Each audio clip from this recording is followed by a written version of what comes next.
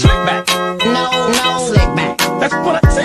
Slick back. No, nigga, I'm a pimp named Slick back. Pimp named Slick back. Pimp named, pimp named, pimp named Slick back. Nigga, are you deaf? I'm a pimp named Slick.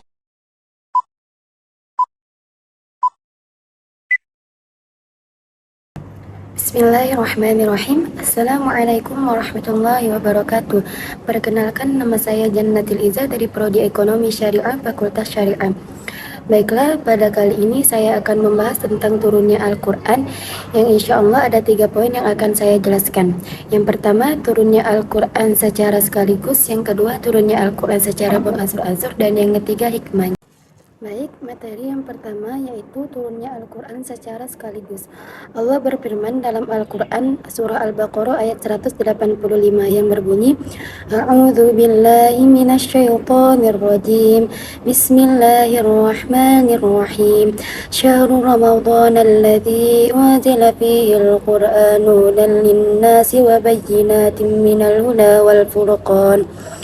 Ayat ini tidak bertentangan karena benar adanya bahwa malam yang diberkati ketika bulan Ramadan yaitu malam Lailatul Qadar. Tetapi zahir ayat ini bertentangan dengan kehidupan Nabi Muhammad SAW, yang mana Al-Quran diturunkan kepada beliau selama 23 tahun. Oleh karena itu, para ulama terbagi menjadi 2 mazhab pokok. Pertama, pendapat dari Ibnu Abbas dan sejumlah ulama yang kemudian dipegang oleh jumhur ulama. Beliau berkata bahwa Al-Quran turun sekaligus ke Baitul Izzah atau langit bumi, kemudian diturunkan kepada Nabi Muhammad secara berangsur-angsur selama 23 tahun. Pendapat ini berdasarkan pada riwayat sahih dari Ibnu Abbas yang beliau berkata bahwa Al-Quran diturunkan sekaligus pada malam Lailatul Qadar pada bulan Ramadan ke langit dunia. Kemudian ia turunkan secara beransur-ansur. Baik, poin yang kedua yaitu turunnya Al-Quran secara beransur-ansur.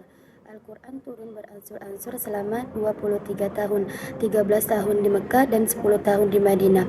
Ini berdasarkan pada Al-Quran surah Al-Isra ayat 106 yang berartikan, dan Al-Quran itu telah kami turunkan secara beransur-ansur agar kamu membacakannya perlahan-lahan kepada manusia, dan kami turunkannya bagian demi bagian. Ada beberapa hikmah yang dapat diambil dengan turunnya Al-Quran secara beransur-ansur. Baik, hikmah yang pertama yaitu untuk meneguhkan hati Nabi Muhammad SAW. Allah menurunkan Al-Quran secara beransur-ansur agar dapat meneguhkan hati Nabi Muhammad terhadap kebenaran dan memperkokoh azamnya. Allah memerintahkan kepada Nabi Muhammad SAW untuk bersabar dalam menyampaikan dakwanya tanpa memperdulikan perlakuan yang beliau dapatkan. Allah juga menjelaskan kepada Nabi Muhammad SAW betapa sabarnya Nabi terdahulu dalam menyampaikan dakwanya, meskipun didustakan dan dianiaya oleh kaumnya sendiri. Hal inilah yang membuat hati Nabi Muhammad tenang, karena Allah sendirilah yang akan menjamin ketenangannya dari gangguan orang-orang yang mendustakannya.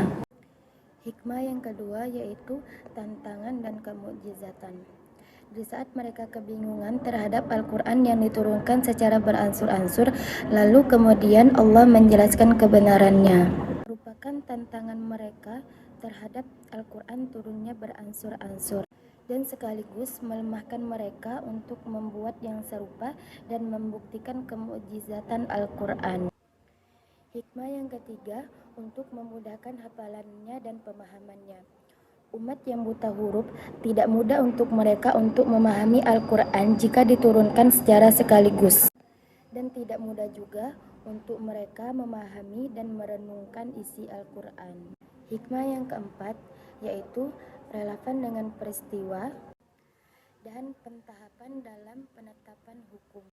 Al-Quran juga turun mengikuti setiap peristiwa yang terjadi, yang kemudian menjadi sebabnya turunnya ayat tersebut, dan melakukan pentahapan dalam penetapan akidah yang benar, hukum-hukum syariat dan akhlak yang mulia.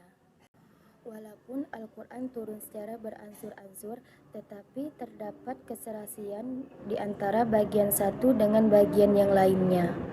Hikmah yang kelima yaitu tanpa diragukan bahwa Al-Quran Al-Karim diturunkan dari sisi yang maha bijaksana dan maha terpuji.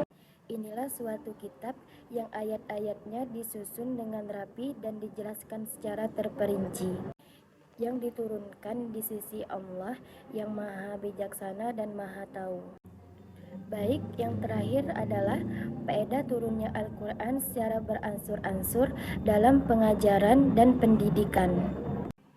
Dengan turunnya Al-Quran secara beransur-ansur merupakan bantuan yang sangat baik bagi jiwa manusia dalam upaya menghafalkan Al-Quran, mempelajari, memahami, memikirkan makna-maknanya, dan mengamalkan isi-isi yang terkandung dalam Al-Quran tersebut. Baik, mungkin hanya itu yang dapat saya sampaikan. Kurang dan lebihnya saya mohon maaf. Wassalamualaikum warahmatullahi wabarakatuh.